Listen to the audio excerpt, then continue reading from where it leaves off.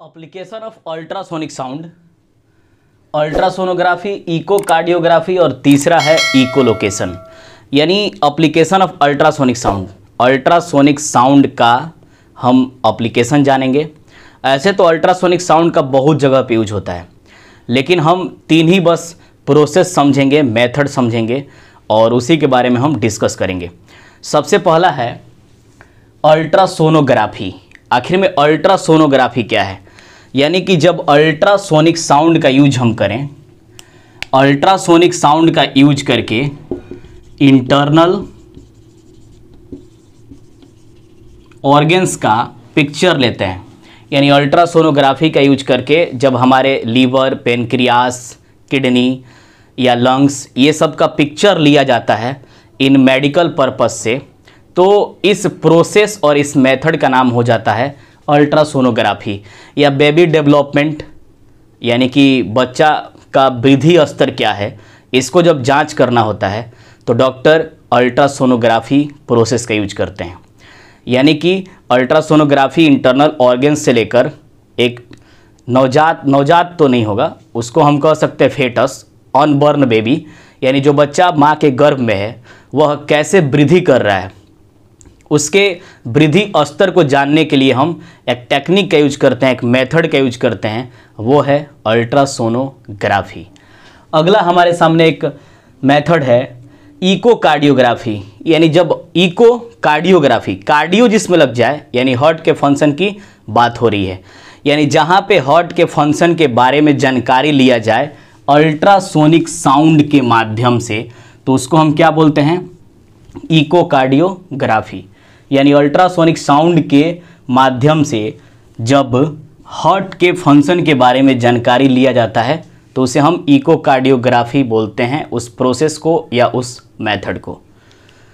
अगला है echolocation. Echolocation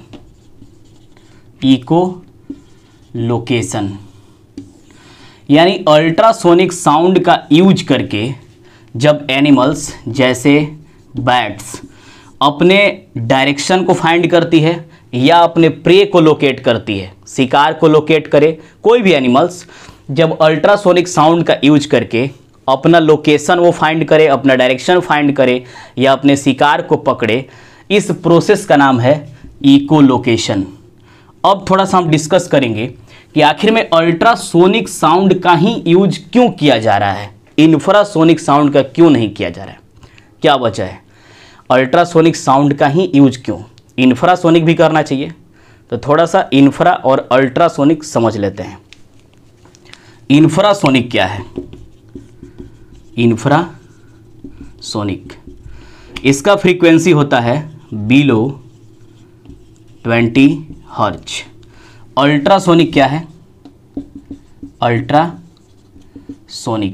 इसका फ्रीक्वेंसी होता है मोर देन 20,000 हर्ट्ज।